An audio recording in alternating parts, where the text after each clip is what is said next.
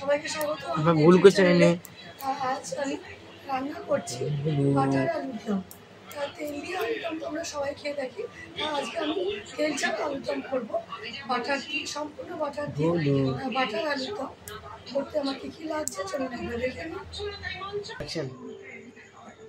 Butter আলুর দম করতে আমার লাগছে এখানে কিছুটা আলু, গোটা গোটা আলু।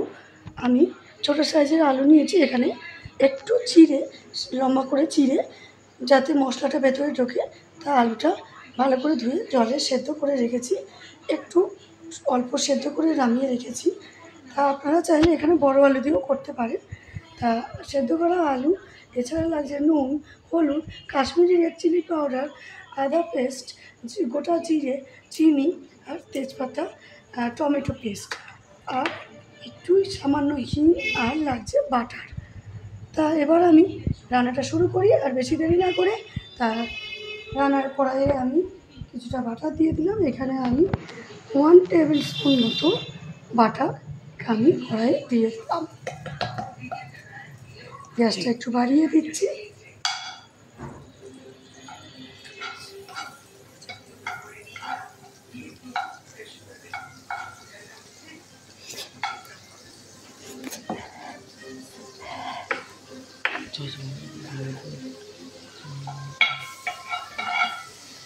এবার এর মধ্যে আমি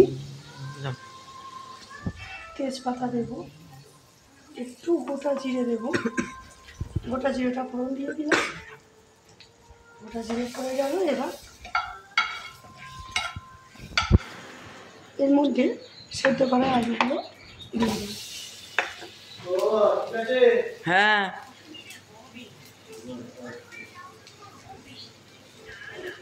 পরিমাণ মতো লবণ দিলাম। খেতে ইচ্ছা করছে, খেতে ইচ্ছা করছে। একটু সামান্য পরিমাণ হলুদ দেবো।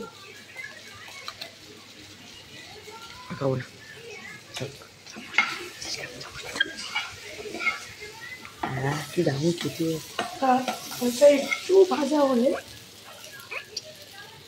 সম্পূর্ণ বাটারি ভাজা হবে আলুটা।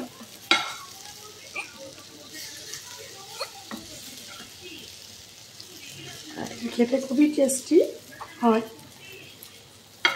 বিশেষ করে বাচ্চারা খুব বেশি ভালোবাসে এই আলু দমটা খেতে।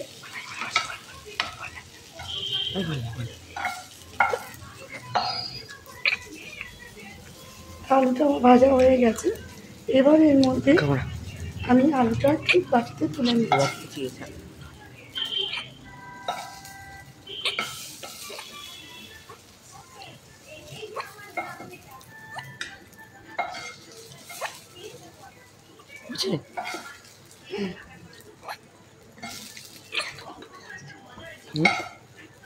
থাক, এটাই করা চুল্লি যখন চা। আবার একটু বাটার দেব।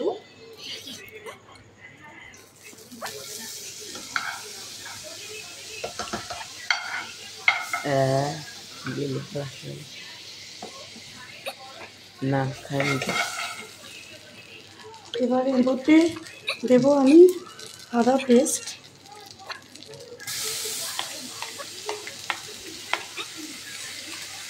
গোটা জিরে, আদা পেস্ট,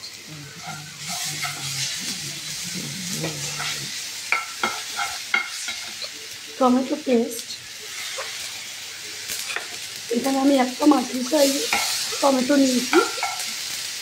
তো একটু সামান্য জল দেবো যাতে মশলাটা তুলে নেওয়া যায়।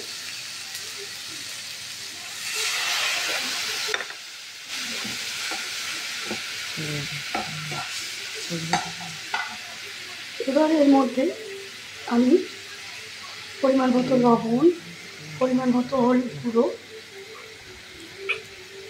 এখানে যে যেমন ঝাল খান সেই অনুপাতেই লঙ্কা গুঁড়োটা দেবেন। এখানে আমি একটু 1/2 টেবিল স্পুন মতো লঙ্কা গুঁড়ো দিয়ে দিলাম।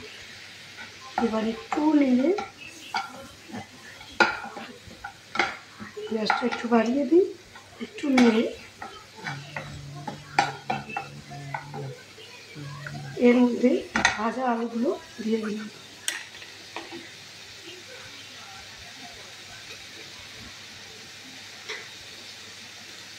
একটু সামান্য জল অ্যাড করলাম।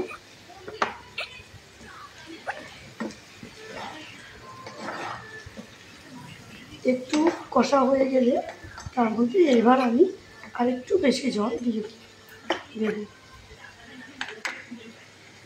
হালকা সেদ্ধ করা আছে, যার জন্য জলটা আমি কম দিলাম।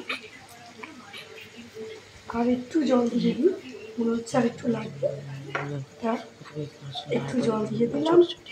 এবার আমি, এটা খুবই ইজি, খুব কম সময়ে হয় আর খেতেও খুবই টেস্টি।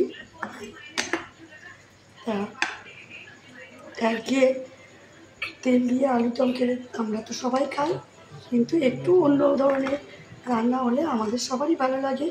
তা এবার এটা একটু সেদ্ধ হয়ে গেলে, একটু ঝোলটা মরে আসলে এর মধ্যে আমি দেব একটু হিং আর একটু বাটার।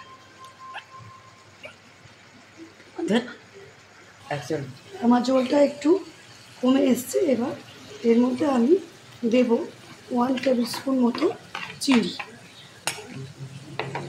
চিনি একটু না দিলে রান্নার টেস্টটা বাড়ে না, তাই একটু চিনি দিলাম। এবার একটু হাফ টেবিল স্পুনেরও কম একটু হিং, গুঁড়ো হিং এর মধ্যে আমি দিয়ে দিলাম।